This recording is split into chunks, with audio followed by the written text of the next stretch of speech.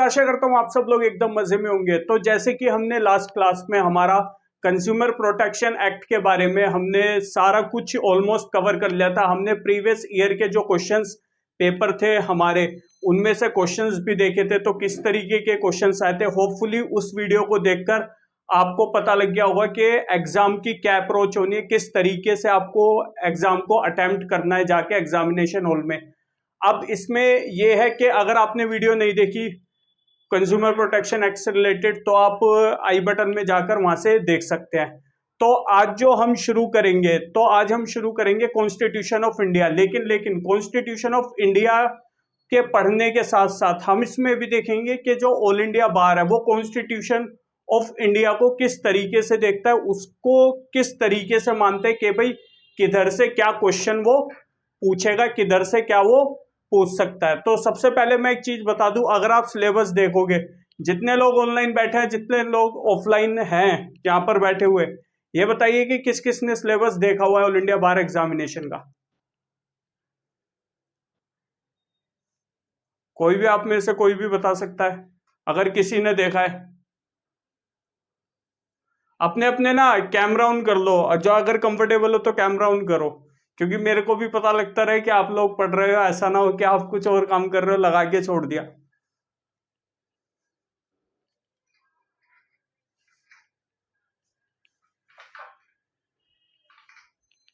ठीक है, तो आप में से किसने, कोई नहीं मैम, कोई नहीं। आप ये बताइए, आप में से किस किस ने ऑल इंडिया बार एग्जामिनेशन का जो सिलेबस है वो देखा है।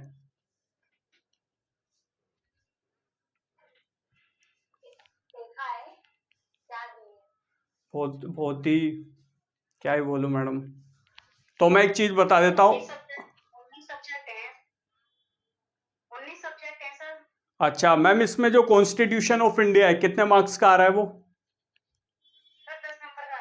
10 नंबर का आ रहा है। तो अगर हम एक तरीके से देखें तो मैक्सिमम जो मार्क्स है वो 10 मार्क्स के आ रहे हैं।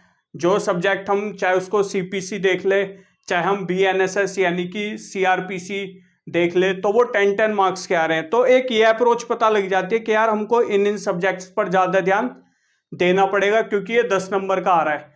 अब मैं एक चीज और आपको ये बताता हूं कि जब आप कोई भी एग्जाम करोगे, कोई भी एग्जाम अटेम्प्ट करोगे, सबसे पहले आपको देखना पड़ेगा क्या, आपको देखने पड़ेंगे प्रीवियस ईयर के क्वेश्चंस पेपर। वो क्वेश्चंस पेपर देखने का आपको बेनिफिट क्या है? उन क्वेश्चंस पेपर को देखने का बेनिफिट क्या है कि आपको एक आइडिया लग जाएगा। सबसे पहली चीज आपको ये पता लग जाएगी कि यार जो क्वेश्चंस है वो किस तरीके से आएंगे, वो क्या अप्रोच होगी एग्जामिनर की हमको वो क्वेश्चन देने के लिए। पहली चीज है। दूसरी चीज है कि जब आप वो एग्जाम को करने के लिए बैठोगे तो आपको ये पता लग जाएगा कि यार ये जो क्वेश्चन आ रहे हैं ये किस टॉपिक से कितने क्वेश्चन आ रहे हैं और ये बार बार रिपीट कहां पर हो रहे हैं। तो आपको एक तरीके से पता लग जाएगा कि यार चांसेस कहां से आने की ज्यादा जरूरत है। और ये जो क्लासेस चल रही हैं आप ऑल इंडिया बार एग्जामिनेशन की, तो यहाँ मैं आपको नॉलेजेबल करने के लिए नहीं बिठा रखा मैंने आपको। यहाँ मैं आपको सिंपल ये बता रहा हूँ कि आपको किस तरीके से एग्जाम को पास करना है, क्योंकि कोई भी टॉपिक में हमें ज्यादा डेप्थ में जाके नहीं पढ़ना है। क्योंकि अगर आप इस चक्कर में रह गए, अराउंड 20 या 22 के सब्जेक्ट हैं आसपास, अगर हम उनको भी देखें जिनमें वो आ रहे हैं, जैसे बीएनएसएस आ रहा है, सीआरपीसी आ रहा है, आईपीसी आ रहा है, बीएनएस आ रहा है। और मैं एक चीज आपको बता दूं, अगर आप सोच रहे हो कंज्यूमर प्रोटेक्शन एक्ट 2019 पढ़ के हम चले जाएंगे या उसका बेयर एक्ट ले जाएंगे तो हमारा हो जाएगा, ऐसा इस उसमें मत रहना कंफ्यूजन में। क्योंकि अगर आप प्रीवियस ईयर के क्वेश्चन पेपर देखोगे, कंज्यूमर प्रोटेक्शन एक्ट हालांकि यहाँ 2 नंबर का रहा है, लेकिन उसमें 1986 वाला जो कंज्यूमर प्रोटेक्शन एक्ट है उससे भी क्वेश्चन पूछे गए हैं। तो अगर आप दोनों के डिफरेंस भी साथ में लिखकर ले जाओगे या उसको दिमाग में बिठाकर ले जाओगे एग्जाम में, तो आपके मार्क्स फिर कटने के कम चांसेस रहेंगे। क्योंकि आप ना एक ये अप्रोच लेके चलो, अगर आप एग्जाम देने जा रहे हो, आप क्या सोच रहे हो कि मतलब अगर आप एग्जाम में बैठोगे बेयर एक्ट तो मेरे हाथ में मैं क्वेश्चन कर दूंगा, ऐसा बिल्कुल भी नहीं है। अगर आप ये सोच रहे हो तो आप बहुत बड़ी गलती कर रहे हो। इसके पीछे रीजन क्या है, मैं आपको रीजन दे देता हूं। आप बैठे हो एग्जाम में, अगर मान लीजिए 1% जजमेंट आ गई, बेयर एक्ट आपको जजमेंट बताएगी? बिल्कुल भी नहीं बताएगी। लैंडमार्क जजमेंट वगैरह वो आपको बिल्कुल भी नहीं बताएगी। एक तो आप वहां फंस जाओगे, दूसरा लीगल मैक्सिम्स अगर आ गए वहां पर आप फंस जाओगे कई सारे ऐसे सेक्शंस है जिनके अपने लीगल मैक्सिम्स होते हैं, लेकिन अगर आप बेयर एक्ट खोलोगे तो आपको लीगल मैक्सिम वहां पर वो नहीं मिलेगा, तो आप जेन्युइनली वहां पर फंस जाओगे। अब आप वहां कैसे उसका आंसर करोगे, क्योंकि आगे पीछे से पूछोगे, कोई बताएगा नहीं, किसी पे इतना टाइम नहीं, ऊपर से फिर सेट अलग अलग रहते हैं। सेट अलग अलग रहने का क्या है, मैं वो भी कॉन्सेप्ट बता देता हूँ।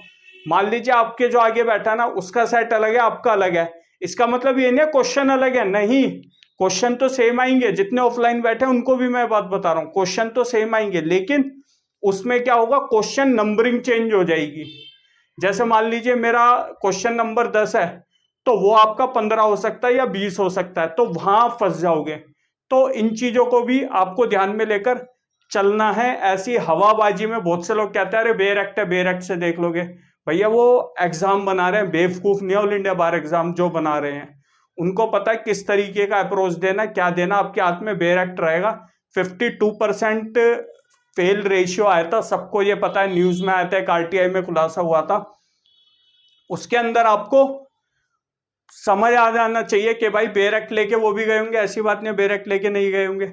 जब बेयर एक्ट लेके नहीं गए तो फिर कैसे हो गया, इतने मतलब लार्ज अमाउंट पे लोग फेल। चलो ये भी छोड़ो, अब कैसे एग्जाम देना है। देखो भाई, हर सेक्शन पढ़ना जरूरी नहीं है, ये मैं स्पेशली थोड़ा और उस पर एक्सप्लेन इसलिए कर रहा हूं क्योंकि कुछ नए लोग हैं, उनकी नॉलेज के लिए, ताकि उनको एक अप्रोच मिल जाए, एक रास्ता मिल जाए। क्योंकि अगर आपको रास्ता सही मिलेगा तभी आप मंजिल पे पहुंच पाओगे, अगर रास्ता सही नहीं मिलेगा तो आप भटकते रहोगे इधर से उधर।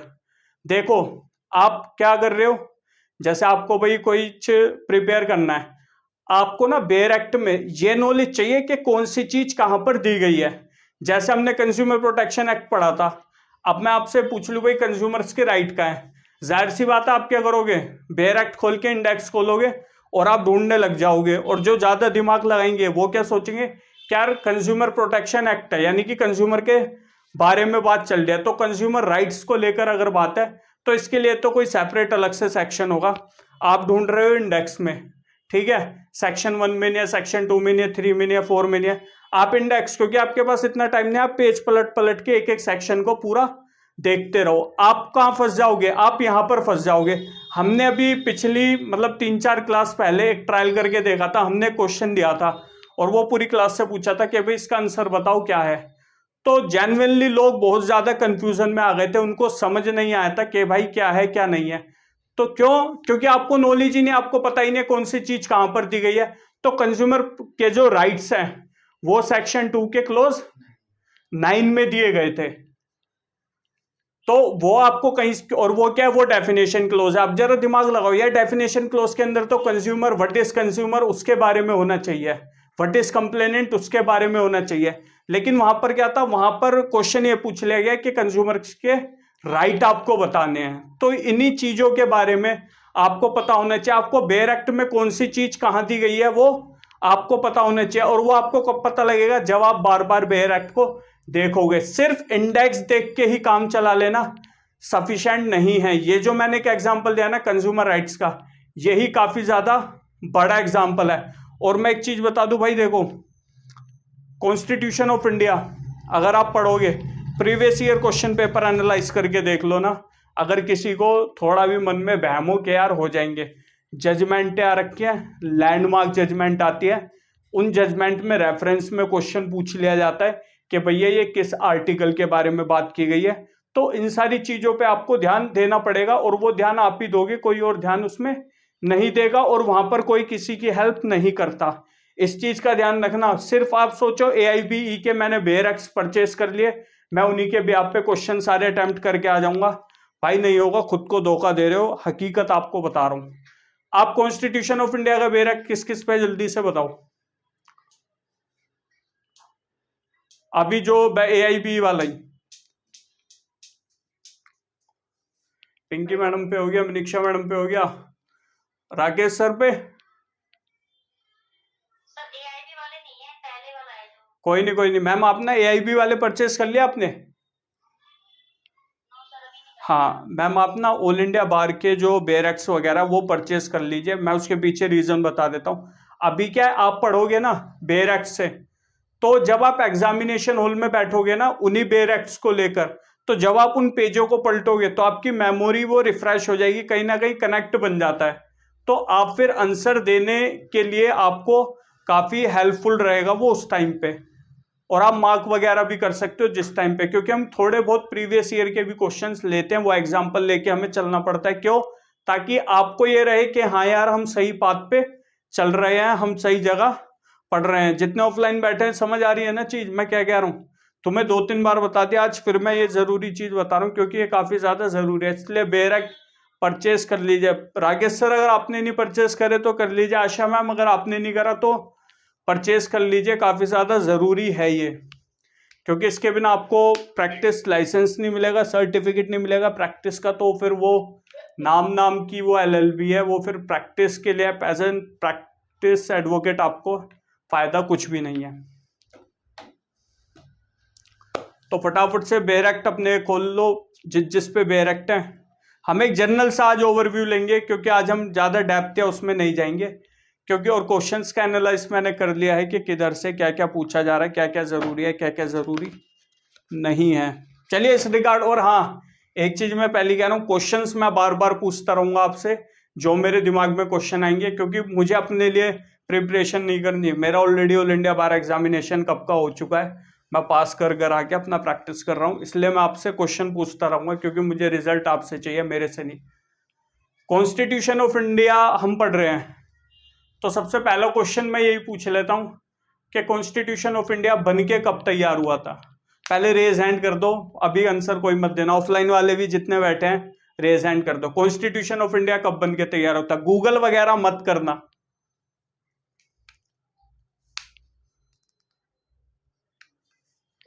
रुक जाओ मैडम, मैं ये नहीं पूछ रहा कितना टाइम लगा बनने में, जस्ट मेरे को अगर आपको आंसर भी पता, थोड़े इमोशंस पर कंट्रोल रखो। मैंने बोला भी हैंड रेस करने आपको। पिंकी मैम को पता है, मिनिक्षा मैडम को भी देखते हैं, आशा मैडम और पाल साहब क्या हो गया? गूगल नहीं करेगा कोई भी, ये नहीं अच्छा पता ही नहीं है। हाँ भाई यहाँ जो बैठे हैं, हाँ जी सर, पता है या नहीं पता? नहीं पता, चलो ये भाई आ सकता है क्वेश्चन, इसलिए मैंने पूछा, क्योंकि जो कंज्यूमर प्रोटेक्शन एक्ट के अंदर ये वाला क्वेश्चन आया था, इसलिए मैं आपको बोल रहा हूं। तो हाँ जी बताओ, कोई बताओ, पिंकी मैम आप बताओ।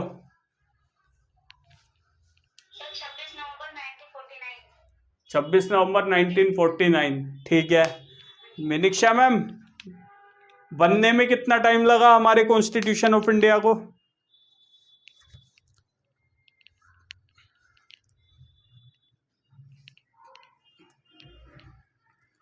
बताओ मैम। क्या? मिनिक्षा मैम से बताओ मैम। आपका माइक ऑफ है मिनिक्षा मैम, माइक ऑन करके बताइए कितना टाइम लगा बनने में?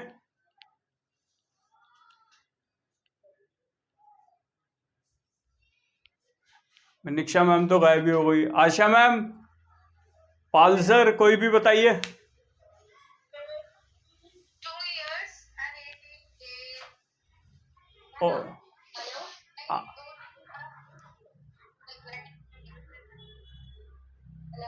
हाँ हाँ बोलो बोलो।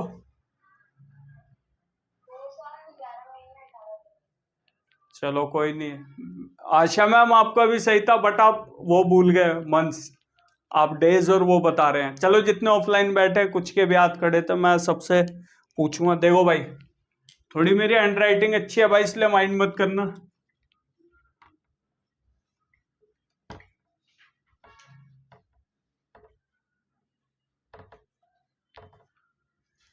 ठीक है, इस दिन हमारा कॉन्स्टिट्यूशन ऑफ इंडिया बन के तैयार हो गया था। 2 years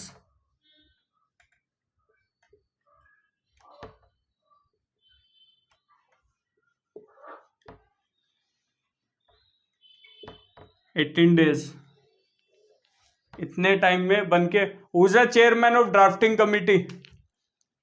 कौन बताएगा?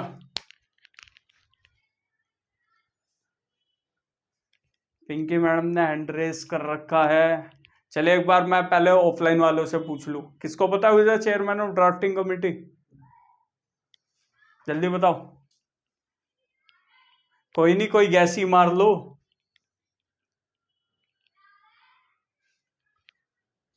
नहीं पता? पाल साहब, who is the chairman of drafting committee? Google मत करना बिल्कुल भी।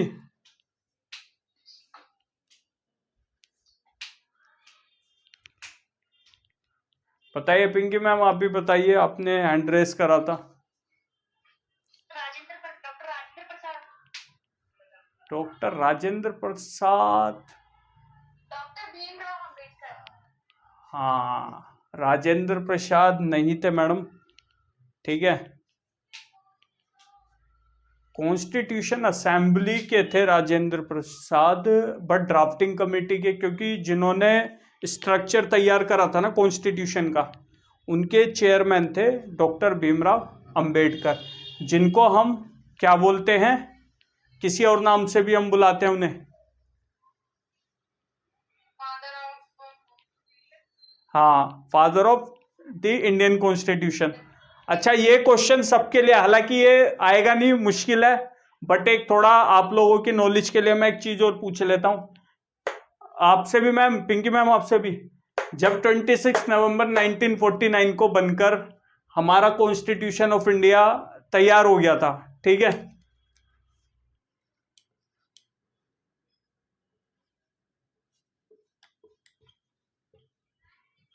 सबको साफ दिख रहा है ना? 26 जनवरी 1950, 26 जनवरी 1950 को ही फिर क्यों इन्फोर्समेंट में आया वो? यार इस दिन भी ला सकते थे,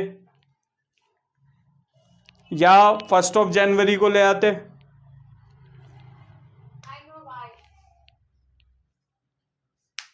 एक मिनट रुक जाओ मैडम, एक मिनट रुक जाओ, अगर you know just wait for a minute. 26 जनवरी को ही लाना क्यों पड़ गया 1950? क्या रीजन है इसके पीछे? यार लाने को मेरे बर्थडे पे ले आते, 22 जनवरी को होता है, अच्छा रहता, एक छुट्टी भी मिलती मेरे को। क्या रीजन है? आशा मैडम पता है आपको?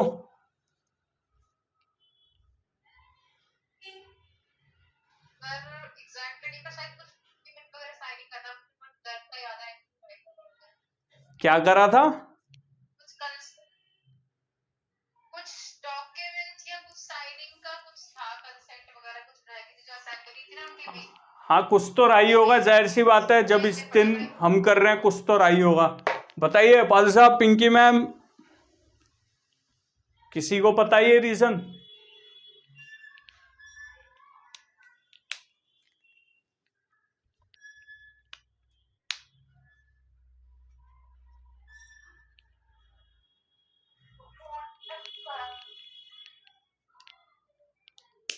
क्या मैम?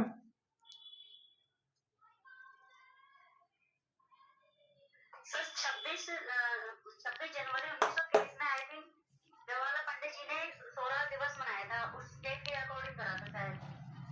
सही सही सही सही सही सही, मतलब आप सही सही जा रहे हो, सही जा रहे हो।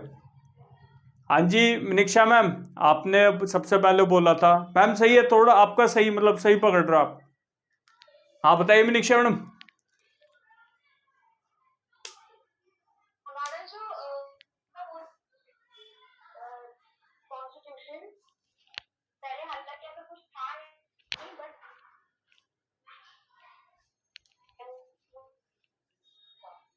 इसीलिए उन्होंने इस दिन का वेट किया, और उससे एग्जैक्ट मुझे वो एग्जैक्ट वर्ड नहीं याद आ रहा है कि उसको क्या बोलते हैं।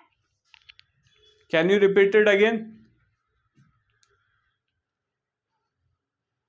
मे भी हो सकता है रिपब्लिक डे या 26 जनवरी से उसको लागू किया।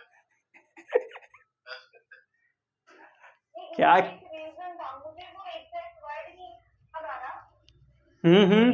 जो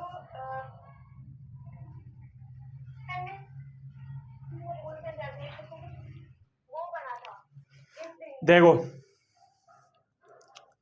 मैं आपको रीजन बताता हूँ, बहुत सिंपल सा रीजन है, हालांकि ये बड़े ही दुख की बात है कि मतलब हमारे बीच लोगों को ये रीजन नहीं पता कि भाई क्यों 26 जनवरी 1950 को। देखिए भाई साहब, लाहौर अधिवेशन पता है आपको? अब मैं आपको हिंदी में बताऊंगा सिंपल, ताकि आपको समझ आ जाए। 1929 में लाहौर अधिवेशन हुआ था लाहौर में। जैसा कि पिंकी मैम ने भी बताया कि वहां पर पूर्ण स्वराज की मांग की गई थी। पूर्ण स्वराज से मतलब यह है कि भैया हमारी जो अपनी गवर्नमेंट होगी, हमारे अपने सारे राइट्स होंगे, ठीक है। ऐसा नहीं है कि भाई कुछ राइट्स हम जो हमारी ब्रिटिश गवर्नमेंट है उनको दे देंगे, कुछ राइट्स हमारे पास रहेंगे पावर के, ठीक है। तो हमने पूर्ण स्वराज की मांग करी थी, और इसी चीज को देखते हुए फर्स्ट इंडिपेंडेंस डे हमने 26 जनवरी 1929 को सेलिब्रेट करा गया था, ठीक है। तो इसी चीज को देखते हुए हमने जब पूर्ण स्वराज की मांग करी लाहौर सेशन में, जो लाहौर में है, ठीक है, पंडित जवाहरलाल नेहरू जी उसके चेयरमैन थे जब ये हुआ था सब कुछ। तो जब पूर्ण स्वराज की मांग करी तो 26 जनवरी 1950 को फिर वहां तब उसके डिसाइड करा गया कि भैया जो इंडिपेंडेंस वो बनाया जाएगा, रिपब्लिक डे वो बनाया जाएगा 26 जनवरी 1950 को। ये है। और एक चीज और बताइए जरा, हालांकि ये पता नहीं होगा, ज्यादा ही डेप्थ में जा रहे हैं हम, बट फिर भी एक लास्ट क्वेश्चन है। जो कॉन्स्टिट्यूशन असेंबली थी, ठीक है, कॉन्स्टिट्यूशन असेंबली के जो प्रेसिडेंट थे वो थे तुम्हारा ये, शायद मैं एक बार करेक्ट कर लूंगा, शायद राजेंद्र प्रसाद थे या वो थे जवाहरलाल नेहरू। लेकिन एक चीज इसमें मुझे बताइए, कितने मेंबर थे कॉन्स्टिट्यूशन असेंबली के हमारे?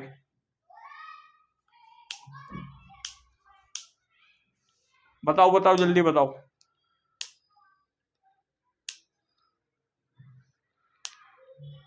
गूगल मत करना बिल्कुल भी, सबके लिए है ये।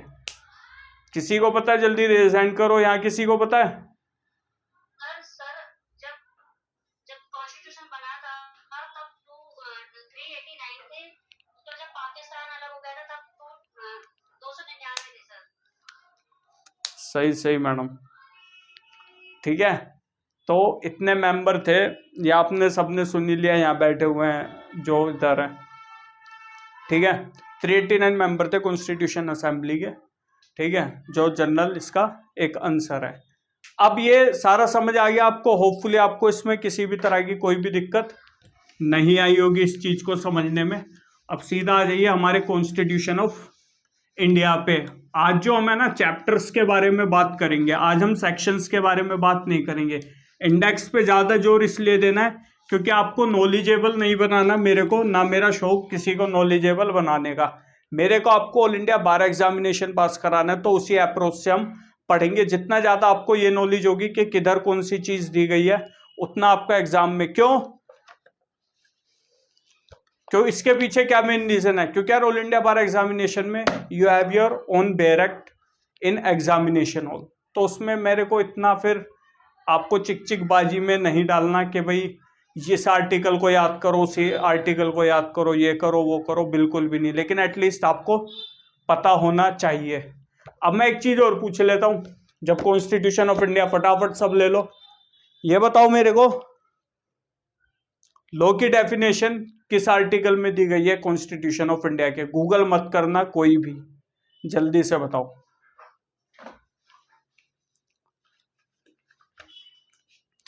ये जो ऑनलाइन देख रहे हैं बैठ के उनके लिए भी है, ये जो इधर से क्लास ले रहे हैं उनके लिए भी है, और जो फिजिकली बैठे हैं उनके लिए भी है। लॉ की डेफिनेशन किस आर्टिकल में दी गई है कॉन्स्टिट्यूशन ऑफ इंडिया के?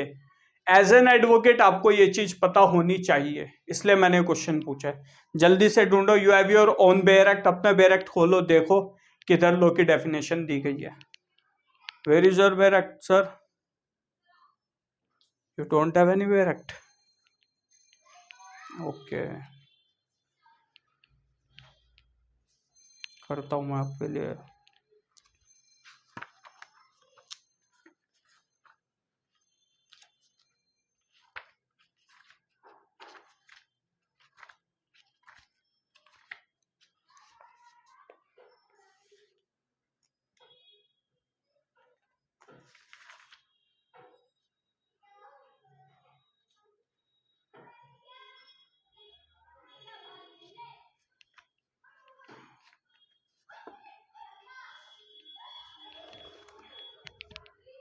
मिनिक्षा मैम,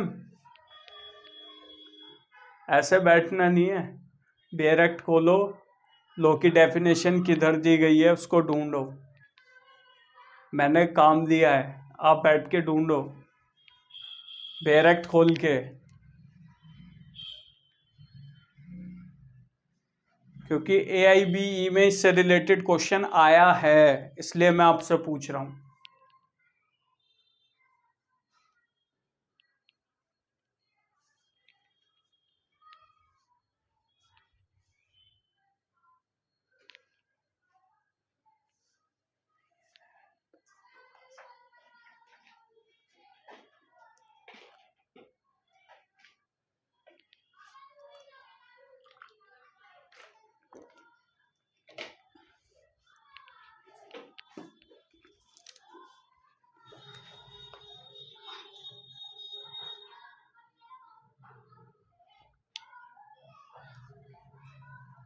चलो आपको एक हिंट के लिए बता देता हूं, लॉ इन फोर्स के बारे में भी बताया गया है, ठीक उसके नीचे। ढूंढो फटाफट, आपका टाइम फिक्स करता हूँ यार, आज तो बहुत टाइम ही लग जाएगा। चलो अभी हो रहा है 6:45, आप 6:56 तक बताओ उसको जल्दी से। भाई मैं फिर कह रहा हूँ गूगल मत करना। रुक जाओ मैम, पता लग गया अगर तो 1 मिनट रुक जाओ, इतना एक्साइटेड होके क्यों आप आंसर करते हो? क्या पूछ क्यों रहे हो मैडम? मैं मतलब हाँ बोलूँ अब?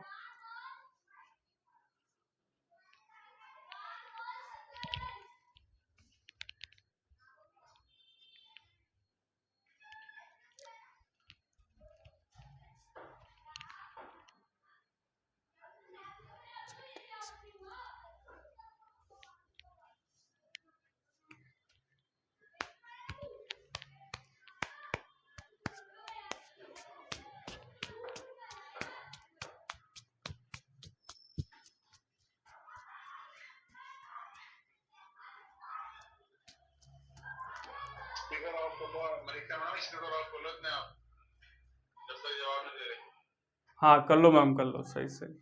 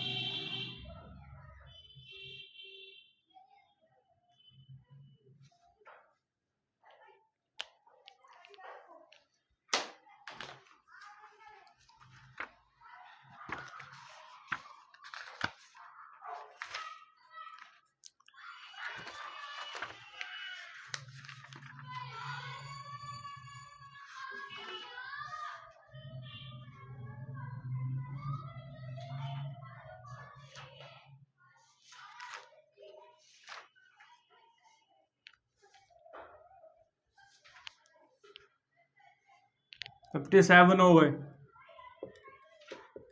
चलो बताओ, 1 मिनट मैं एक एक करके पूछूंगा। पाल साहब,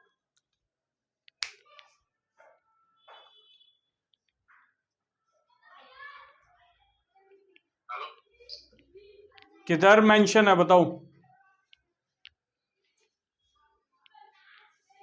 तो देख ही नहीं पाया। ठीक है, माइक ऑफ कर दो आप अपना। आशा मैम, लॉ की डेफिनेशन जी सर। या लॉ इन फोर्स कहाँ पर दिया गया है? आपने गूगल अगर नहीं करा है तो बता दीजिए। नहीं पता। कोई नहीं कोई नहीं, बेरेक्ट आप ले लो, आप पे बेरेक्ट भी नहीं है। हाँ जी पिंकी मैम, आप बता दीजिए। सर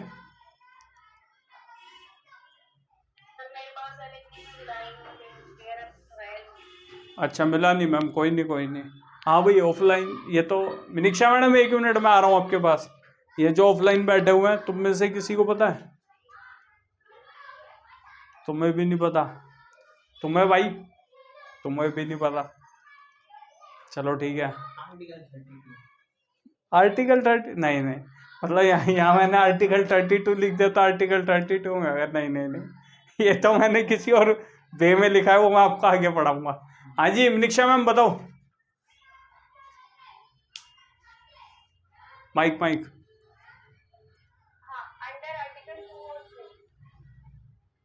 अंडर आर्टिकल 2 और 3 मैम सिटीजन, मैं देखूं जरा, शायद मैंने ही गलत पढ़ लिया। सिटीजन सब तो अंडर आर्टिकल 5 है ना। 5 to 11 में है। तो मैम ये तो स्टेट के बारे में बात कर रहा है ना, आर्टिकल आप 2 कह रहे हैं। यूनियन एंड टेरिटरी के बारे में बात कर रहा है। चलो छोड़ो छोड़ो छोड़ो छोड़ो छोड़ो, रहने दो, मैं कंफ्यूज क्यों हो रहे हो आप लोग। आप खोल लो आर्टिकल 12 का क्लोज 3, आर्टिकल 13 का क्लोज 3।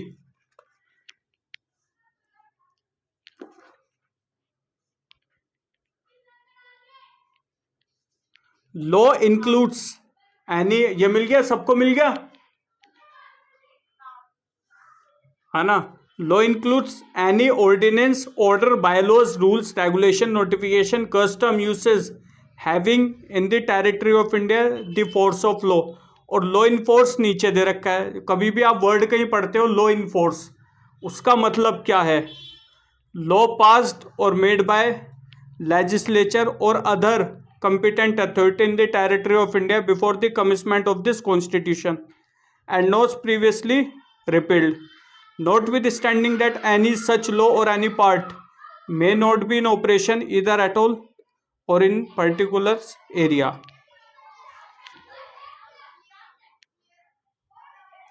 ये आ गया समझ?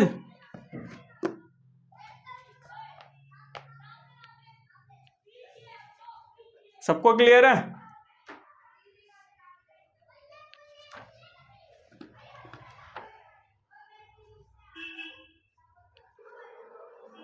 अगर सबको क्लियर है तो एक बार बोल दो मेरे को, फिर मैं आगे अपने नेक्स्ट उस पे जाऊं। यहाँ जो ऑफलाइन बैठे हैं सबको क्लियर है? Yes sir. क्लियर? पाल साहब, आशा मैम, मिनिक्षा, और अगर कोई और भी ऑनलाइन बैठा आपके अलावा, मतलब पिंकी मैडम भी इंक्लूड है, और सब ठीक है?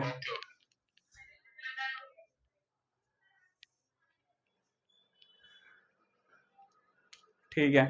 अब क्या है देखो, अब जब प्रीवियस ईयर के हमने क्वेश्चन पेपर एनालाइज किए थे ना, तो मेरे को ना कुछ चीजें दिखी जिनमें से बार बार क्वेश्चंस पूछे गए। जैसे फंडामेंटल राइट्स में से क्वेश्चन बहुत ज्यादा आए थे, रिट्स में से भी क्वेश्चन अच्छे खासे आए थे, ठीक है?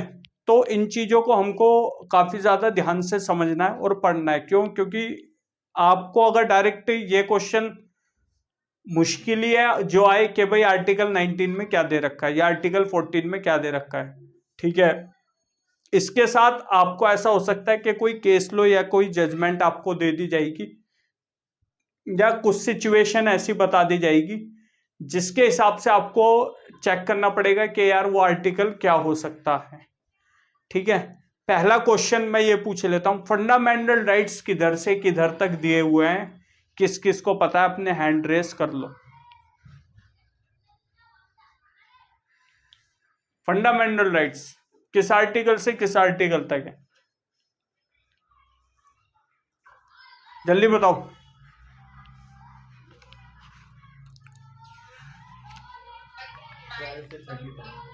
क्या क्या क्या क्या मैम?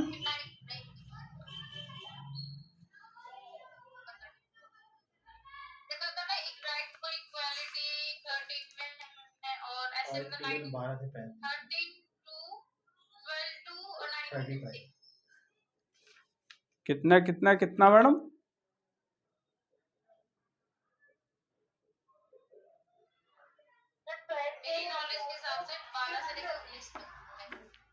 आशा मैडम 12 से लेकर 19 तक, ठीक है मैडम। हाँ जी पिंकी मैम? 12 से लेकर 51 तक। 8 तक। 12 to 30। ठीक है मैम, रुक जाओ अभी।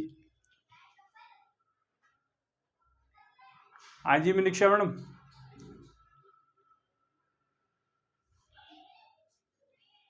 14 to 22। हाँ 12 to 14 to 22। हाँ सर, आप ही बताओ। हाँ दिख रहे हो, आप दिख रहे हो, दिख रहे हो। 12 से मेरे ख्याल से 12 से 35 के आसपास। 12 से 35 आर्टिकल 12 टू 35। और कोई जो यहाँ पर बैठा है ऑफलाइन वाले, क्या क्या कहते हो सर, आपका क्या कहना, आप बैठे हो? Article 12 to 35। 12 to 35। और किसी को कुछ कहना है?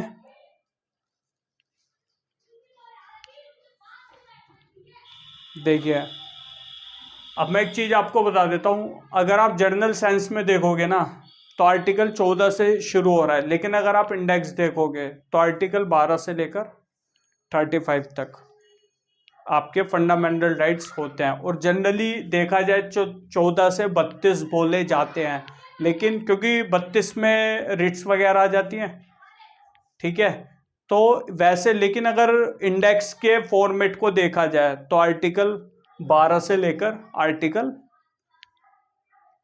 कितना 35 तक हमारे फंडामेंटल राइट्स के बारे में बताया गया है। कितने फंडामेंटल राइट्स हमारे, ये क्वेश्चन एक आया है, बताइए जल्दी से। आशा मैडम, कितने फंडामेंटल राइट्स है हमारे?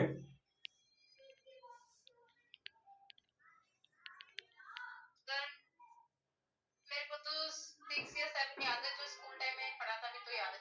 क्यों, आपने लॉ में कॉन्स्टिट्यूशन ऑफ इंडिया नहीं था मैम आपके पास? हाँ सर, उस टाइम एग्जाम देके पास हो गए, फिर बात किया। ठीक है ठीक है ठीक है। चलिए पाल साहब आप बताइए।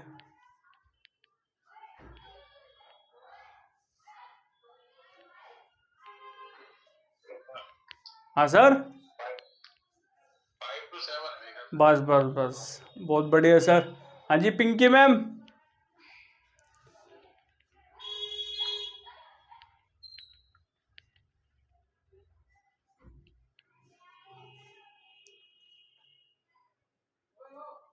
हाँ मैम, आपसे पूछ रहा हूँ पिंकी मैम, आप हैंड रेस कर रहे हो, बताइए।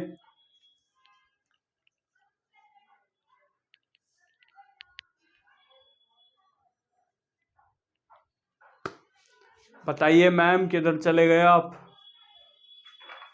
हाँ जी बताइए मैम। और 5 इंडेक्स में तो 5 ही दिखते हैं। इंडेक्स में 5 दिख रहे हैं, ठीक है मैम, कोई नहीं। हाँ मिनिक्षा मैम।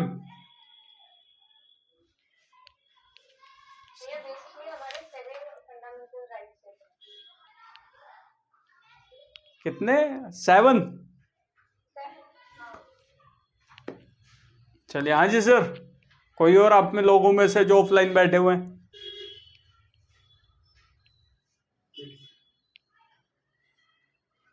कितना बताया आपने?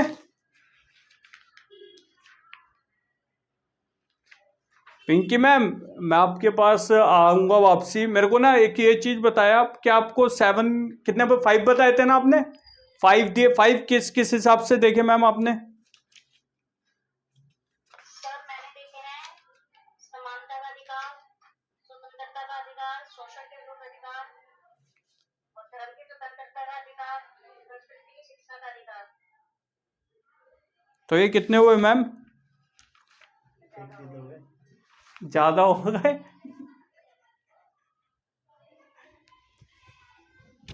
चलिए कोई नहीं मैम, मैं बता रहा हूँ। हमारे जो फंडामेंटल राइट्स है ना, वो हमारे 6 फंडामेंटल राइट्स है। जो हमारे सर बैठे हैं यहाँ पर, उन्होंने सही आंसर दिया है कि हमारे जो फंडामेंटल राइट्स है, हमारे 6 टोटल मौलिक अधिकार हैं। पहले ये 7 थे, जिसमें अब बताएगा जो एक हटा है, कौन सा हटा है वो कोई बता सकता है? रुक जाओ मैम, रुक जाओ, पहले मैं औरों को देख लूँ। Asha ma'am, Pinky ma'am, Rakesh sir, आप बता दो, या जो यहाँ पर बैठे हैं वो बता दो जल्दी से। हाँ सर, जल्दी ऑफलाइन। पहले ये 7 थे, अब ये 6 हो गए, एक इसमें से हट गया, कौन सा? ये क्वेश्चन आया हुआ है, काफी ज्यादा टाइम ये वाला क्वेश्चन पूछा गया और अमेंडमेंट्स के साथ पूछा गया है। मैं इसलिए ये क्वेश्चन पूछ रहा हूं, कोई भी बिल्कुल भी ना समझे कि यार ये मतलब ऐसे ही पूछे जा रहे हैं हवाबाजी में, ऐसा बिल्कुल भी नहीं है। मैं आपको ऑन पेपर दिखा दूंगा। हालांकि मैं क्वेश्चन एनालाइज करके बैठा हुआ हूं, इसलिए मैं आपसे वही क्वेश्चन पूछ रहा हूं जो आ रहे हैं। अगर कोई ये भी जानना चाहे कि कौन से ईयर में आया था, कौन सा क्वेश्चन नंबर था, मैं वो भी बता दूंगा आपको। तो इसलिए जल्दी से बताइए। 7 थे ये, 6 हो गए, एक कौन सा गया? Asha madam, do you have any idea? नहीं सर। Okay Pinky ma'am. संपत्ति का अधिकार को हाँ, ग्रेड 1। क्या क्या मैम, फिर बोलना, कौन बोल रहा था? मतलब मेरे माइंड में आ रहा है कि संपत्ति का अधिकार, बट मैं श्योर नहीं, बट शायद यही है। ठीक है ठीक है। हाँ मनीषा मैडम, आपने रेज हैंड करा था, आप बता दो। हाँ भैया, 7th जो था वो यही था, राइट टू प्रॉपर्टी, जो हट गया है और वो चला गया है नॉर्मल्स में। और कहाँ कहाँ चला गया वो? कौन से उसमें आप वो मुझे उसका वो नहीं पता कौन से सेक्शन में गया है वो। ये वाला क्वेश्चन भी आया था कि जो राइट टू प्रॉपर्टी था, अब वो हटके किस आर्टिकल में चला गया है, ये क्वेश्चन आया हुआ है। नहीं नहीं मैडम, 226 तो इधर, आप कहाँ जा रहे हो मैडम? हाँ सर सर। बताओ बताओ बताओ, लगाओ गैस लगाओ।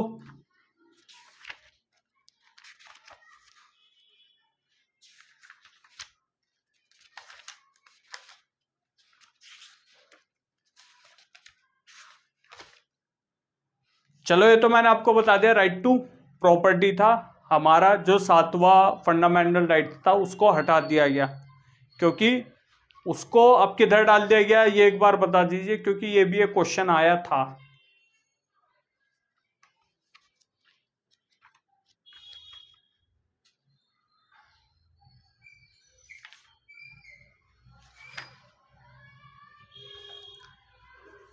पता है किसी को? पता है किधर गया किधर गया? आपके बेर एक्ट में दिया हुआ है, वो आर्टिकल सेक्शंस में जाइए, आर्टिकल सेक्शंस में आपको मिल जाएगा, जाइए देखिए, मैं मजाक नहीं कर रहा, जल्दी जाइए देखिए एक बार।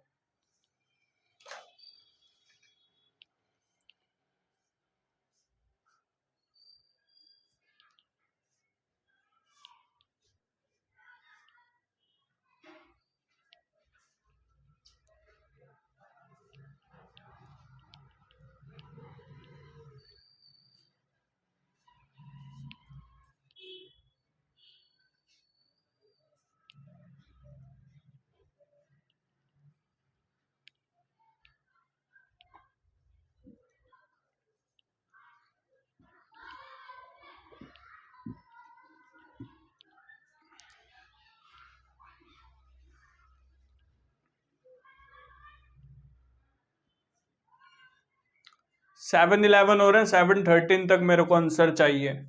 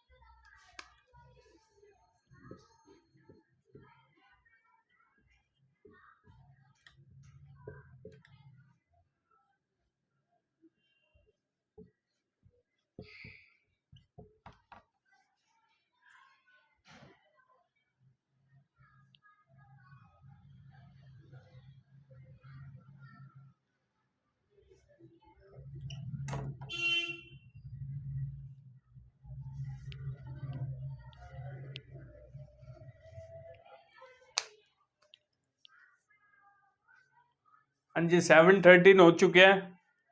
आ जाओ अब इधर आ जाओ बैरक से निकल के जल्दी से। बताओ, पहले ऑफलाइन वालों से पूछ लो। हाँ जी, कुछ आइडिया नहीं मिला, चलो कोई नहीं। हाँ जी, रुक जाओ मनीषा मैम, रुक जाओ। आशा मैम से शुरू करते हैं। हाँ जी आशा मैम बोलो। सर नहीं मिला, मतलब मेरे को डायरेक्ट आईडी कार्ड देखनी पड़ेगी। बहुत बढ़िया गूगल मैंने किया नहीं, ऑनेस्ट पर्सन। मैम, गूगल आपने नहीं करा, अच्छी बात है, लेकिन गूगल में बेयर एक्ट आप खोल लीजिए, कॉन्स्टिट्यूशन ऑफ इंडिया का, वहां पर आपको इजिली अवेलेबल हो जाएगा। अब पाल साहब, ओके सर। हाँ जी मिला ही मिला ही नहीं आपने? ढूंढा ही नहीं? नहीं ढूंढा है। अच्छा। हाँ मैम पिंकी मैम आप बताइए।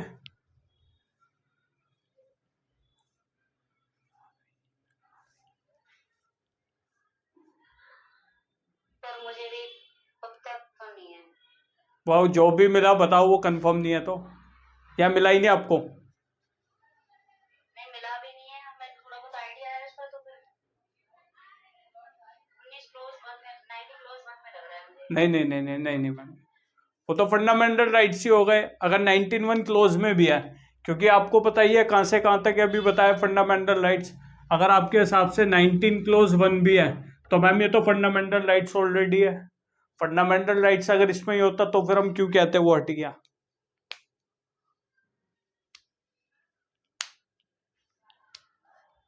हाँ जी मनीषा मैडम आप बता दो।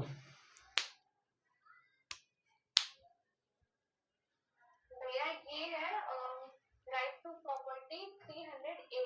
हाँ बिल्कुल सही।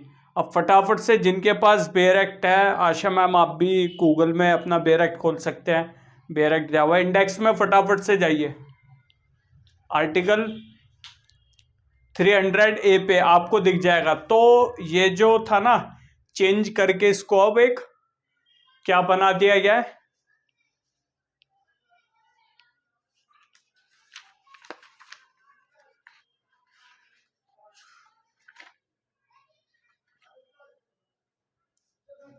अब फंडामेंटल राइट से हटा के आपका ये एक सिविल राइट बना दिया गया है, जो 13A है, ओ 300A जो है आपका।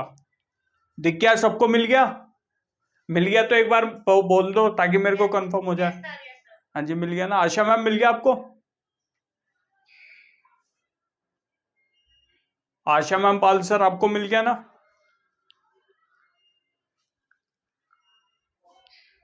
मिला नहीं है, मैं देख रही हूँ। देख लो कोई नहीं। आप इंडेक्स खोल लो मैम, या सीधा सर्च मार लो आर्टिकल 300 क्लोज है, आपको मिल जाएगा। तो वहां से हटाकर ये जो 7th हमारा फंडामेंटल राइट्स था, ये उधर जाके इसको सिविल राइट बना दिया गया। अब इसको हटाने के पीछे रीजन क्या था? किसी को रीजन पता है? इस पे मैं इसलिए टाइम दे रहा हूं क्योंकि इससे क्वेश्चन आ रहे हैं। बताइए, किसी को रीजन पता है?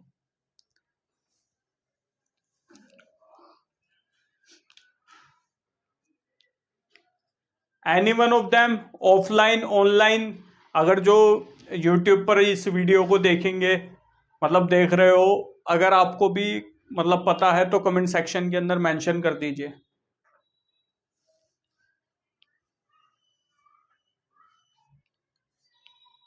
क्या ऐसी जरूरत आन पड़ी कि राइट टू प्रॉपर्टी को हमको एक सिविल राइट बनाना पड़ गया?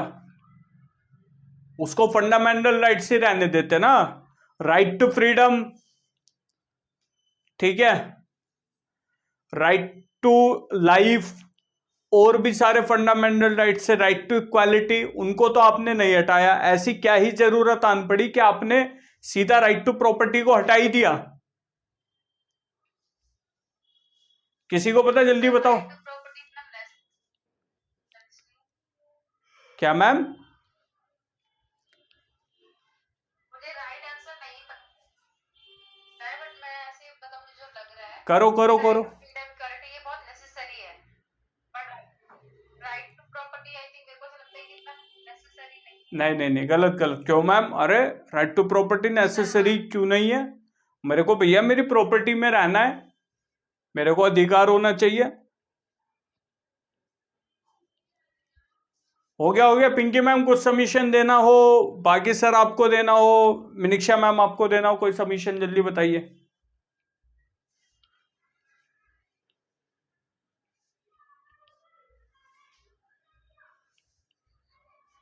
ऑफलाइन बैठे हैं कुछ? आई थिंक सर किसी की प्रॉपर्टी से हम उसे जबरदस्ती नहीं हटा सकते।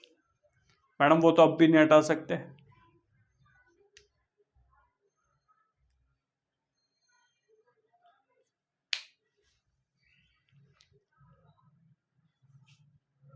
थोड़ा बहुत मैडम आपने, पिंकी मैम आपने पकड़ने की कोशिश करी है थोड़ा बहुत। हाँ सर, ये आप में से कोई ऑफलाइन वालों?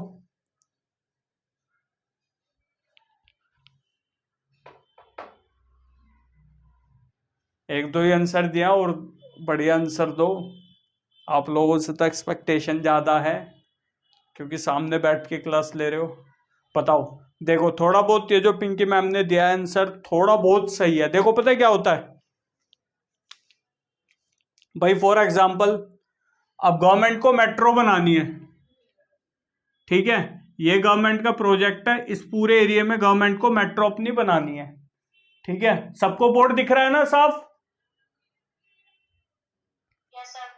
हाँ, तो अब मेट्रो बनानी है गवर्नमेंट को। अब मान लीजिए फॉर एग्जाम्पल मेरा घर इधर बना हुआ है, अब गवर्नमेंट को यहीं से ही मेट्रो की लाइन निकालनी है। अब गवर्नमेंट क्या बोलेगी मेरे को कि भैया आप अपना घर जो है हमको सेल आउट कर दो, ठीक है, हमको बेचो, क्योंकि हमको क्या करना है यहां से मेट्रो निकालनी है। अब अगर मैंने मना कर दिया कि भाई मैं तो नहीं मानूंगा, मैं तो नहीं हट रहा, तो ऐसे में क्या हो जाएगा, जो डेवलपमेंट है वो नहीं हो पाएगा। क्यों? ऐसे तो कहीं पे आप कुछ बनाना चाह रहे हो, कहीं पे स्टेडियम बनाना चाह रहे हो, कहीं पे कोई बढ़िया मंदिर बनाना चाह रहे हो, या फिर मंदिर भी ना देखो, कोई गवर्नमेंट ऑफिस बनाना चाह रहे हो, आप तो बना ही नहीं पाओगे। हाईवे बनाना चाह रहे हो, हाईवे कितने खेतों, आप जब हाईवे पे जाते हो तो आगे मतलब साइड में दोनों तरफ खेत ही खेत आप देखते हो, तो वो जब रोड नहीं होगी तो वो रोड वाला एरिया भी तो खेती होगा किसी का। अगर मान लो गवर्नमेंट वहां हाईवे बनाना चाह रही है, अगर वो जिसका खेत रास्ते में आ रहा है, अब गवर्नमेंट बोलेगी भैया इसको बिकवाओ, वो बोल देगा जी मैं तो नहीं बेच रहा, तो ऐसे में क्या होगा, गवर्नमेंट उसको बोलेगी हटाने के लिए कि भाई डेवलपमेंट तो हो ही नहीं पाएगा। अब इसको लेकर क्या करेगा वो बंदा, सीधा सुप्रीम कोर्ट चला जाएगा या हाई कोर्ट चला जाएगा। क्यों? वो बोलेगा भैया मेरा तो मौलिक अधिकार है, मेरे तो फंडामेंटल राइट्स हैं ये, आप ऐसे कैसे मेरे को मना कर सकते हो। अब जब उसको हम बोल रहे हैं भैया अपनी प्रॉपर्टी बेच दे, वो कह रहा मैं तो नहीं बेच रहा, अब ऐसे में हम क्या करेंगे, जबरदस्ती तो गवर्नमेंट उसको निकालेगी नहीं, क्योंकि अगर कुछ जबरदस्ती करेगी वो कहां चला जाएगा, वो चला जाएगा सुप्रीम कोर्ट ऑफ इंडिया या फिर हाई कोर्ट। क्यों? क्योंकि वो बोलेगा मेरा तो फंडामेंटल राइट्स है ये। अभी भी आपको थोड़ी थोड़ी ऊपर से बात जा रही है, मेरे को पता है, पर मैं उस पर आऊंगा।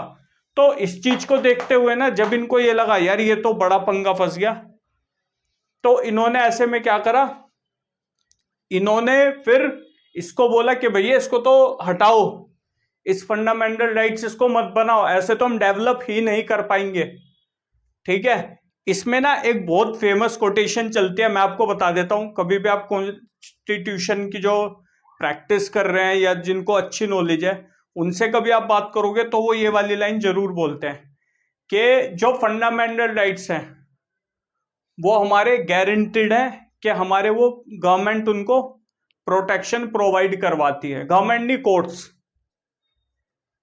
ठीक है। इसके पीछे रीजन क्या है? इसके पीछे रीजन ये है, जो आपके फंडामेंटल राइट्स है अगर उनका इन्फ्रिंजमेंट होता है, यानी कि उनका ब्रीच होता है, कोई आपके मौलिक अधिकारों का उल्लंघन करता है, तो ऐसे में आपको ये अधिकार है, you have a right that you directly approach high court by writ और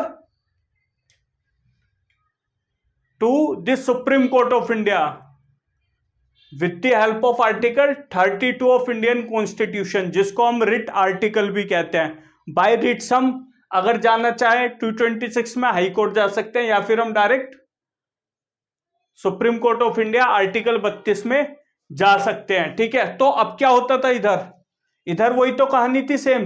भैया इसको बोला कि भाई तेरा, हम अपनी ऐसे मेट्रो बना रहे हैं, तेरा बीच में घर आ रहा है, इसको हटाओ, उस मतलब इसको सेल आउट करो हमें। अब इसने बोल दिया तो मेरा मौलिक अधिकार है, ये कहाँ, या तो हाई कोर्ट जाएगा या सुप्रीम कोर्ट ऑफ इंडिया जाएगा, ये तो गवर्नमेंट के लिए बड़ी सिरदर्दी हो गई। और ये तो एक है, अब सोचो जिस हाईवे पे आप जाते हो, NH24 लगा लो, यमुना एक्सप्रेसवे लगा लो, या आपका कोई और हाईवे लगा लो, जयपुर हाईवे लगा लो, अगर आप जा रहे हो तो भाई जिस रोड पे आप जा रहे हो वो पहले भी तो खेत हुआ होगा किसी ना किसी का, ऐसे ही तो नहीं होगा वो, तो वो किसी किसी बंदे ने तो सेल आउट उसको इनको दिया ही होगा। तो जब इनको वो दिया होगा किसी ने, तो अगर मान लीजिए उस टाइम भी आर्टिकल जो आपका है राइट टू प्रॉपर्टी अगर रहता, तो ये लोग तो कभी देते ही नहीं अपनी प्रॉपर्टी। इस तरीके से क्या होता है, डेवलपमेंट नहीं हो पाता। तो गवर्नमेंट ने देखा क्या डेवलपमेंट करना बहुत जरूरी है, तो इसलिए भाई एक काम करो, इनके इस आर्टिकल को हटा दो, इसको सिविल राइट बना दो। भाई तुम्हें ज्यादा दिक्कत है, ज्यादा कुछ है, कोर्ट जाके अप्रोच करो, ये आर्टिकल पार्टिकलों में मत जाओ, हाई कोर्ट सुप्रीम कोर्ट नहीं जाओ। क्यों? क्योंकि प्रोटेक्शन आपको प्रोवाइड करेगा, it's a duty of the court. ठीक है, इसलिए फंडामेंटल राइट्स का रोल बहुत ज्यादा जरूरी है। कुछ भी इन ब्रीच हो जाए चल जाएगा, लेकिन फंडामेंटल राइट्स का ब्रीच होना बिल्कुल भी नहीं चलता, इसलिए रिट्स दी गई हैं। For example, you have a right to freedom. ठीक है, आपको राइट टू फ्रीडम है इधर उधर जाने की। फॉर एग्जाम्पल, आपको कोई बंदा अरेस्ट कर लेता है या आपको अपने पास रख लेता है, आपको कोई गवर्नमेंट अथॉरिटी आपको पकड़ के बिठा लेती है, आपको नहीं पता लग रहा क्या है क्या नहीं। आपने एक रिट्स पढ़ी होगी, हैबियस कॉर्पस, पढ़ी आपने रिट्स? उसका जो मतलब है हैबियस कॉर्पस का, वो है टू हैव अ बॉडी, कि भैया बॉडी कहाँ है। अभी कोई, जैसे फॉर एग्जांपल आप सुनते होंगे, पुलिस वाले ने किसी पर्सन को अरेस्ट कर लिया, 24 आवर के सामने आपको मजिस्ट्रेट के सामने उसको पेश करना पड़ेगा। It's a duty of that particular police officer who arrest that person. ठीक है, अब क्या होता है, वो पर्सन को पेश ही नहीं करा गया। अगर पेश उस पर्सन को नहीं करा गया तो आप 32 के अंदर सुप्रीम कोर्ट ऑफ इंडिया, 226 के अंदर हाई कोर्ट आप अप्रोच कर सकते हो उस रिट के द्वारा, और आप पता करवा सकते हो कि भैया ऐसे ऐसे पर्सन था, इसकी जो राइट टू फ्रीडम है इसका वो ब्रीच हो रहा है, क्योंकि इसका पता नहीं है ये कहां पे गया है, ये कहां पर है। इस चीज को देखा जाएगा कि भैया कहाँ है वो पर्सन। तो इसलिए क्यों आप उधर जा रहे हो डायरेक्ट, मतलब एक पावर सोचो ना, कितनी बड़ी पावर है यार। मतलब किसी का मर्डर हो जाए, आप सीधा Supreme court of India approach ही नहीं कर सकते, बट अगर आपका फंडामेंटल राइट इन्फ्रिंज हो गया, आप सीधा सुप्रीम कोर्ट अप्रोच कर सकते हो, आप ऑनरेबल हाई कोर्ट अप्रोच कर सकते हो, और सेम ऑनरेबल सुप्रीम कोर्ट तक आप अप्रोच कर सकते हो डायरेक्टली। जरूरी नहीं आपको डिस्ट्रिक्ट कोर्ट जाना चाहिए, नहीं है जरूरी, आप सीधा उधर चले जाइए, इतनी पावर है। क्यों? क्योंकि ये guaranteed protected by the court है, इनकी गारंटी है, इसको प्रोटेक्ट करा जाएगा। ऐसी हवा में नहीं चलते ये फंडामेंटल राइट्स। ये 6 मौलिक अधिकार हमारे बहुत ज्यादा जरूरी है। ये 6 मौलिक अधिकार क्या है? अगर कोई पूछता व्हाट इज फंडामेंटल राइट, आप क्या डेफिनेशन दोगे उनको? इस पे ज्यादा टाइम मैं खराब ना करते हुए आपको सिंपल बताऊंगा। फंडामेंटल राइट्स यानी कि मौलिक अधिकार, वो अधिकार जो हमारे खुद के डेवलपमेंट के लिए बनाए गए हैं, जो हमारे खुद के विकास के लिए बनाए गए हैं। भाई जाहिर सी बात है, हमें राइट टू फ्रीडम नहीं होगा, ठीक है, हमें राइट टू लाइफ नहीं होगा, हमें राइट टू इक्वालिटी नहीं होगा, तो हम कैसे डेवलप कर पाएंगे? पॉसिबल ही नहीं है। For example, right to profession है, राइट, ठीक है, कि भाई आप जाइए अपनी मनपसंद प्रोफेशन जाके चुन लीजिए। अब मैं आपको जाने ही नहीं दे रहा, अब मैं आपको वो चीज करने ही नहीं दे रहा, आप बोलोगे भैया ये तो मेरा राइट है, ये मेरा फंडामेंटल राइट्स है, ठीक है। आर्टिकल 21 इतनी सी उसमें हेडिंग लिखी हुई है, अगर आपको भरोसा ना हो आर्टिकल 21 उठा के देख लो, उस इतनी सी लाइन के अंदर इतने सारे आपको राइट्स मिल जाएंगे ना, आपके इतने सारे राइट्स कि आप पढ़ लो, पढ़ के पागल हो जाओगे, पर वो राइट्स खत्म नहीं होंगे। इतने सारे राइट्स आर्टिकल 21 में। इवन आप अगर जुडिशरी के लिए प्रिपेयर करोगे इन फ्यूचर, या फिर आपने कॉलेज टाइम में एग्जाम दिया होगा, तो आर्टिकल 21 पे एक लॉन्ग क्वेश्चन आ जाता है बहुत बड़ा, अच्छा खासा। और अच्छा स्कोरिंग इसलिए होता है क्योंकि उसके अंदर बहुत सारे भाई right to get fresh air, right to get वो हेल्थ, मतलब आपको अच्छी हेल्थ रहे इसका अधिकार है आपकी, ठीक है, बढ़िया हवा आपको मिले, बढ़िया खाना पीना मिले, आप अपना प्रोफेशन वगैरह चुनने का आपको अधिकार होता है। ऐसे बतेरों राइट्स आपको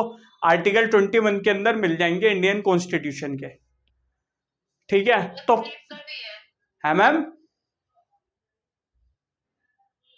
राइट टू स्लीप भी है। हाँ वही अपने अपने हिसाब के राइट सबको याद है। राइट टू स्लीप आपको मैडम सोना पसंद होगा इसलिए आपको राइट टू स्लीप याद है, ठीक है। तो ये सारी चीजें बहुत ज्यादा जरूरी है। अगर 32 आर्टिकल आपको दिखता है, इस पे भी रिलेटेड क्वेश्चन आया है और इससे भी रिलेटेड क्वेश्चन आया 226 से, ठीक है। मैम आप यहाँ तो ग्लास ऑफ वाटर ले रहे हो वीसी पे बैठ के, लेकिन बिफोर ऑनरेबल कोर्ट आप ये अलाउ नहीं है, मैं आपको बता देता हूँ। मिनिक्षा मैम आपके लिए,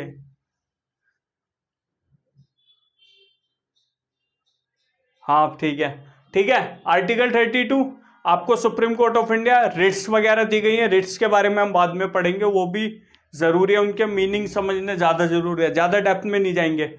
आपको अगर high court supreme court of India approach करना है आर्टिकल 32, आपको हाई कोर्ट अप्रोच करना है आर्टिकल 226, इनसे रिलेटेड क्वेश्चंस आए हैं। जो फिजिकल बैठे हैं उनके लिए भी जरूरी है, जो ऑनलाइन बैठे हैं उनके लिए भी जरूरी है, जो इधर यूट्यूब पर देख रहे हैं उनके लिए भी जरूरी है।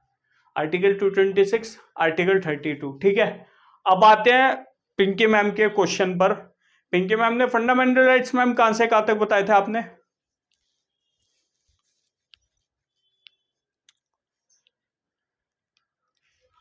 बताइए मैम एक बार। मैं 12 से 51 बता रही थी। हाँ 51 नहीं, इसमें कोई मैडम कोई हेजिटेट या वो होने की, क्योंकि हमको सब कोई माँ के पेट से सीख के नहीं आता, सब यही सीखते हैं, ठीक है। तो मैं बताता हूँ 35 तक तो आपके हो गए फंडामेंटल राइट्स, ठीक है। बट 36 से 51 तक आपके आ जाते हैं क्या?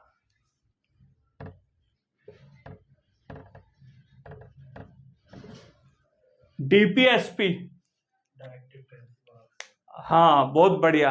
Directive principles of state policy, जो मेन आता है आपका आर्टिकल 36 से 51 तक। अब एक चीज और मैं बताता हूं आपकी नॉलेज के लिए, देखो भाई फंडामेंटल राइट्स है, ठीक है। फंडामेंटल राइट्स जो है वो आपको बता दिए मैंने 12 से 35 तक, ठीक है। फंडामेंटल जो राइट्स हैं वो आपके परमानेंट इन नेचर हैं, ठीक है। इन्फोर्समेंट आप उनकी करानी जरूरी है, फंडामेंटल राइट इन्फोर्सिएबल है, ये चीज ध्यान रखना, ठीक है। डायरेक्टिव प्रिंसिपल्स क्या है? Directive principle of state policy, any one of them कोई बताना चाहे तो बता सकता है। डायरेक्टिव प्रिंसिपल्स क्या है? नीति निर्देशक सिद्धांत हिंदी में बोला जाता है इसको। बताओ फटाफट बताओ किसी को अगर पता है तो।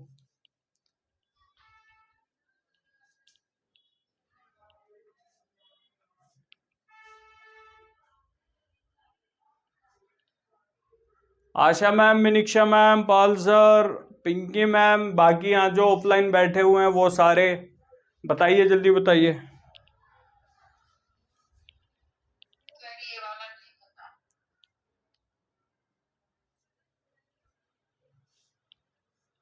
मिनिक्षा मैम पानी पी ले तो बताओ।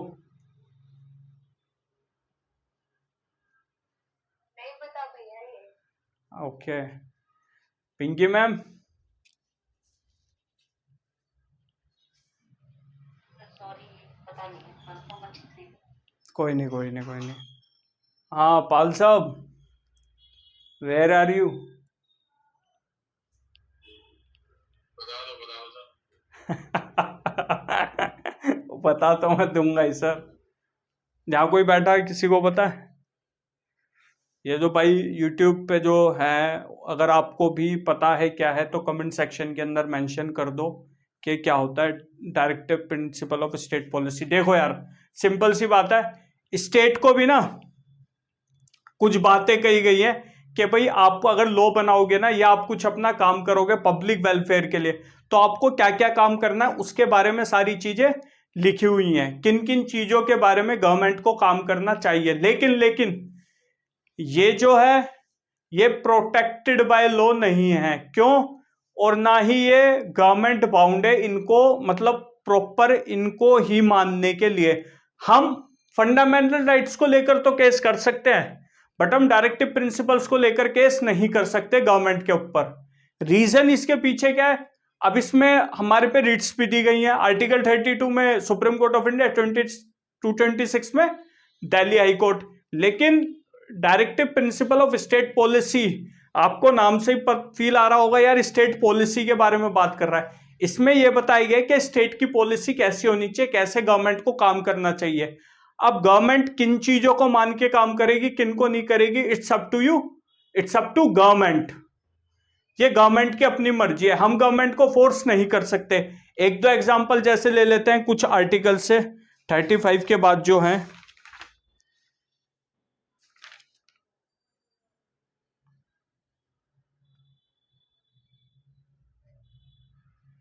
अब जैसे 39A पढ़ते हैं, आपने 39A क्या कहता है? आर्टिकल 39A खोलो, वो कहता है इक्वल जस्टिस और फ्री लीगल एड। ठीक है, अब वो जो आर्टिकल कह रहा है ना कि फ्री लीगल एड, यानी कि आपको लीगल एडवाइस फ्री में लोगों को प्रोवाइड करानी चाहिए, फ्री में लॉयर्स प्रोवाइड कराने चाहिए उनके लिए जो बेचारे जस्टिस अपना नहीं ले पाते, जिनके पास पैसों की वजह से लॉयर अपने हायर नहीं कर पाते। ठीक है, यहां पर एक चीज आपको ध्यान रखनी है कि ये हमने कॉन्स्टिट्यूशन ऑफ इंडिया ने कह तो दिया, बट ये गवर्नमेंट के ऊपर है, गवर्नमेंट उसको लेकर क्या पॉलिसी बनाए, बनाए भी या नहीं बनाए वो गवर्नमेंट के ऊपर है। ठीक है, इसको लेकर हम सुप्रीम कोर्ट ऑफ इंडिया या हाई कोर्ट नहीं जा सकते, ये हम चैलेंज नहीं कर सकते। चैलेंज हम कर सकते हैं अपने फंडामेंटल राइट्स को, डीपीएसपी को हम चैलेंज नहीं कर सकते बिल्कुल भी। इस चीज का आप सब ध्यान रखना, ये फर्क है दोनों में। इसको कॉम्प्लीमेंट्री बोल सकते हैं डीपीएसपी को, बट ये मैंडेटरी है, फॉलो करने पड़ेंगे हर हाल में। फंडामेंटल राइट्स जो है, ठीक है, वो फॉलो करने पड़ेंगे हर हाल में, जिसको हम शॉर्ट में एफआरबी कह देते हैं। फंडामेंटल राइट्स आपको फॉलो करने पड़ेंगे हर हाल में, लेकिन डीपीएसपी का जो रोल है वो काफी ज्यादा इस तरीके का रोल बन जाता है कि इसमें गवर्नमेंट को बता दिया गया कि आपको ये चीजें करनी है। ठीक है, बट इसको फॉलो करना जरूरी है, इसको करे या ना करे ये गवर्नमेंट की मर्जी है। ठीक है, कुछ एग्जांपल और ले लेते हैं आपकी बेटर अंडरस्टैंडिंग के लिए। अब आर्टिकल 14 कहता है organization of village panchayat. Article 14 कहता है कि यार जो पंचायत होती है वो भी होनी चाहिए। ठीक है, पंचायतों का भी संगठन होना चाहिए, ग्राम पंचायत जो हम देखते हैं जगह जगह विलेजेस में। अब गवर्नमेंट इस पे काम करे या ना करे तो गवर्नमेंट की मर्जी है। अब इसको लेकर हम हाई कोर्ट या सुप्रीम कोर्ट थोड़ी चले जाएंगे कि जी नहीं कर रहे, लेकिन फंडामेंटल राइट्स को हम लेकर जा सकते हैं। फॉर एग्जाम्पल, मैं पूजा करने जा रहा हूं, I have a right to worship, fundamental rights है मेरा। अगर मेरे को किसी मंदिर के बाहर जाने से रोक दिया जाए, ठीक है, या मेरे को पूजा ना करने दी जाए, तो मैं supreme court of India, high court चला जाता हूं। आप देखते हो रिट्स डलती है, तो कहीं ना कहीं उन रिट्स में ना हमारे फंडामेंटल राइट्स का कोई ना कोई आर्टिकल आपको जरूर दिखेगा। अगर आपको न्यूज देखी होगी इससे रिलेटेड, नहीं देखी तो देखना जरूर, आपको कहीं ना कहीं उसकी झलक आपको मिल जाएगी, जो आप देखते समझ जाओगे अरे यार ये तो सही में आर्टिकल इसके अंदर फंडामेंटल राइट्स का दे रखा है। जो आपको बताया यहां से यहां तक है, उनके बीच ही आपको ये चीज मिल जाएगी। डीपीएस पे आप लोगों को समझ आ गया? एक बार आ गया तो हैंड रेस कर दो अपने अपने। यहाँ पे सर आपको आ गया ऑफलाइन, और आपको भाई आ गया, आपको भी आ गया ना? ठीक है, इनको भी आ गया, चलो इनको भी सबको आ गया डीपीएसपी। तो नीति निर्देशक सिद्धांत हमारे ये होते हैं। अगर आप कभी भी बात हो कि directive principle of state policy क्या है, तो आपके फेसेस ब्लैंक नहीं होने चाहिए। कुछ लीगल टर्मिनोलॉजीज भी है इनके रिगार्ड में जो यूज करी जाती है, वो मैं कल आपको बताऊंगा। अब आ जाते हैं एक चीज पे और, 51 तक हो गया, ठीक है। सिटीजनशिप और वो जो स्टेट का वो हम बाद में पढ़ेंगे, उसमें हमें इतना भी नहीं घुसना। अब आ जाइए 51A।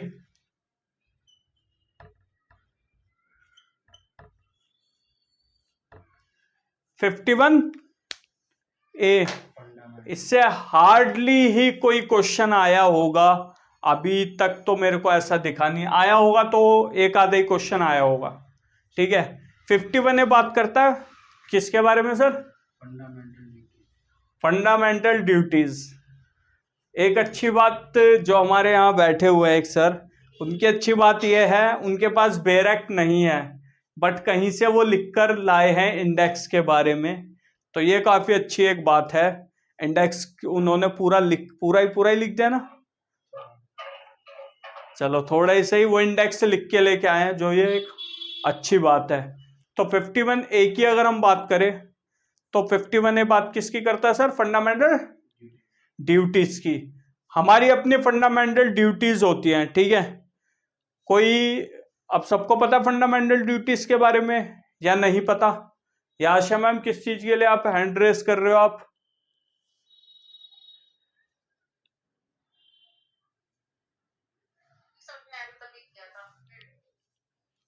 कोई नहीं, चलिए एक बार फंडामेंटल ड्यूटीज पे नजर मार ही लेते हैं। वैसे तो कोई जरूरी इतना है नहीं, बट फिर भी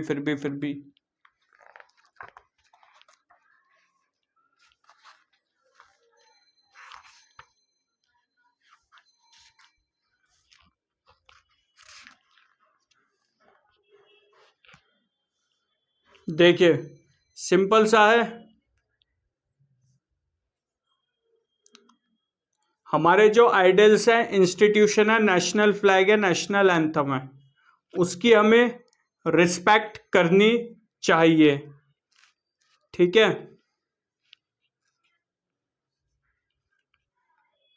हमारे जो आदर्श हैं, ठीक है, उच्च आदर्श, उनकी हमें रिस्पेक्ट करनी चाहिए। हमारा जो इंडिया है उसकी सोवरेनिटी, यूनिटी, इंटीग्रिटी, ठीक है, प्रभुता, एकता और अखंडता की रक्षा हमें करनी चाहिए। ये हमारी फंडामेंटल ड्यूटी है, ठीक है। इस चीज को आप ध्यान में रखना। हमें भाईचारे की तरह एक साथ रहना चाहिए, ठीक है। एक दूसरे की धर्म की रिस्पेक्ट करनी चाहिए और हमें बिल्कुल भी डिस्क्रिमिनेट नहीं करना चाहिए एक दूसरे से, ठीक है।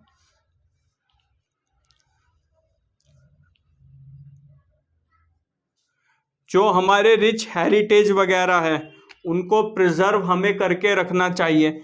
ऐसे ही बहुत सारे राइट्स है कि भाई पब्लिक प्रॉपर्टी जो है उसको सेफगार्ड प्रोवाइड कराना चाहिए। अब ये सब तो आप पढ़ लोगे, सब मुझे बताने की जरूरत नहीं, लेकिन इसमें एक ये चीज जरूरी है भाई, फंडामेंटल राइट जो ड्यूटीज हैं उनको भी इन्फोर्स कराना मैंडेटरी नहीं है। यानी कि आप किसी को, जैसे फंडामेंटल राइट्स का अगर आपको कोई ब्रीच कर रहा है तो आप उसमें सुप्रीम कोर्ट वगैरह जा सकते हो, लेकिन फंडामेंटल ड्यूटीज में आप नहीं जा सकते। मेरा मन है मैं करूं या ना करूं, कोई मैंडेटरी नहीं है, बट इसका मतलब ये नहीं है कि मैं उसके उल्टा करने लग जाऊं। उल्टा करने लग जाऊं तो क्रिमिनल केसेस की भरमार हो जाएगी। फॉर एग्जाम्पल इसमें कहा गया है कि भाई अपने जो नेशनल फ्लैग है, ठीक है, उसकी आपको रिस्पेक्ट करनी चाहिए। मैं रिस्पेक्ट शो कर रहा हूं नहीं कर रहा हूं मेरी मर्जी है, ठीक है, लेकिन करनी चाहिए। लेकिन इसका मतलब ये नहीं है मैं देश विरोधी गतिविधियों में लग जाऊं। अगर आपने ये काम करा तो आपके ऊपर फिर लीगल लाइबिलिटीज आ जाएंगी, आपको पनिश करा जाएगा, आपके ऊपर केस चलाया जाएगा, ठीक है। अब बट आपको ये बोल रखा है, जैसे बोलते हैं कि भाई एक मोरल वैल्यूज होते हैं कि भाई तुम्हें, जैसे भाई गेस्ट आ गए, भाई तुम्हें उनको नमस्ते करनी चाहिए, ठीक है, अच्छा बिहेव करना चाहिए, ये क्या हमारे इथिक्स हैं। हमारी मोरल वैल्यूज है जो हमें समझनी चाहिए। तो ऐसे ही हमारे फंडामेंटल ड्यूटीज है जो हमें समझनी चाहिए, ये हमारा कर्तव्य है, ठीक है। लेकिन ये नहीं कल मैं नहीं कर रहा तो कोई मेरे पे केस डाल देगा, भाई तू तो कर ही नहीं रहा, रिस्पेक्ट, चल जा, मेरी मर्जी करूं या ना करूं। लेकिन इसका मतलब ये भी नहीं है कि मैं देश विरोधी चीजें करूं या नेशनल फ्लैग को जाके हार्म पहुंचाऊं। इट्स अ पनिशेबल ऑफेंस, ये नहीं कर सकते आप, ठीक है। तो एक तरीके से कहीं ना कहीं ये है कि भाई आपको कर लिया ठीक है, नहीं करा कोई नहीं, वो आपकी मर्जी है, ठीक है। ये कौन, किसी नए पर्सन ने भी ज्वाइन करा मैम, थोड़ा आपने जल्दी ज्वाइन कर लिया कल की क्लास के हिसाब से।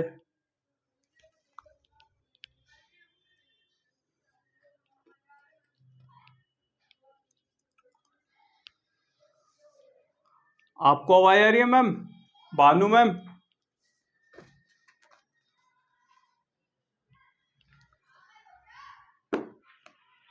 हाँ जी हाँ जी, तो मैम 6 बजे क्लास थी, आप बिल्कुल क्लास एंडिंग के टाइम पे आ रहे हो। सर, मुझे पता नहीं था, मैं कल से कर लूंगी टाइम से ज्वाइन। अच्छा अच्छा, तो मैम आज वाली जो क्लास है वो हमने फंडामेंटल राइट्स को लेकर थी, वो हमने मतलब कॉन्स्टिट्यूशन को लेकर हमने कवर करी थी। आप ये वाली जो वीडियो है इसका लिंक यूट्यूब पर आपको ग्रुप पे आ जाएगा, तो आप इस वाली वीडियो को आज की वहाँ से देख लो ना। चलिए कोई नहीं, आज की तो हो गई क्लास, मतलब जो जो था मेन वो चीज़ें हमने कवर आज करी हैं, ठीक है। फंडामेंटल राइट्स वगैरह, डायरेक्टिव प्रिंसिपल्स के बारे में हमने पढ़ा है, हमने फंडामेंटल ड्यूटीज पढ़ी है, हमने कॉन्स्टिट्यूशन ऑफ इंडिया का ओरिजिन के बारे में पढ़ा है, ये सारी चीज़ें हमने करी है। कोई नहीं, आप ये वीडियो देख लो ना, लेकिन कोशिश करना कल से आप टाइम पे आओ। और हाँ, एक चीज़ और, जितने ऑफलाइन बैठे हैं, जितने फिजिकल बैठे हैं, ठीक है, आप लोगों को अगर टाइम में थोड़ी दिक्कत है वो टाइम मेरे को बता दीजिए। आप मेरे को जो भी दिक्कत अगर है वो मेरे को बता दो ना, अभी थोड़ी देर में आपकी क्लास समाप्त करेंगे। हाँ भाई, किसी को कोई चीज़ ना समझ आई हो, किसी को कोई दिक्कत हो, तो वो फटाफट से अभी बताए मेरे को। ऑफलाइन ऑनलाइन वाले, सर ऑफलाइन कुछ दिक्कत, किसी और को कोई दिक्कत नहीं, सबको सब समझ आ गया। ऑनलाइन ऑनलाइन वाले चला अपने अपने कैमरे कैमरे ऑन करो जल्दी से।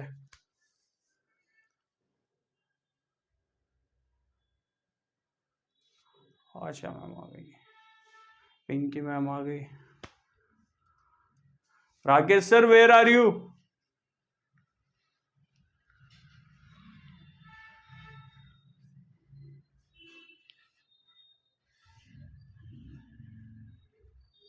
भानु मैम, राकेश सर भी आ गए, पिंकी मैम का तो हो ही गया, खैर कोई नहीं, ठीक है। तो अभी मैं एक बार इधर अपने यूट्यूब वाली जो वीडियो है उसको एंड कर लेता हूँ, फिर मैं इधर आपसे एक बार बात करता हूँ। तो आज की क्लास के लिए यही है। अगर आपको कुछ भी क्वेरी समझ नहीं आई है, या कुछ आपका क्वेश्चन है, या कुछ आपको बात समझ नहीं आई है जो हमने बताई है, तो आप कमेंट सेक्शन के अंदर मेंशन करके पूछ सकते हो, हम टाइमली उसका रिप्लाई आपको कर देंगे। तो मिलते हैं आपसे हमारी नेक्स्ट वीडियो में, जो होगी डेफिनेटली कॉन्स्टिट्यूशन ऑफ इंडिया के ऊपर नई चीजों को लेकर। तो तब तक के लिए खुश रहिए, मजे में रहिए, माँ बाप को प्यार करिए, डिप्रेशन वगैरह से दूर रहिए, बड़ी बेकार चीज होती है। तो ठीक है, फिर मिलते हैं हमारी नेक्स्ट वीडियो में, तब तक के लिए नमस्कार।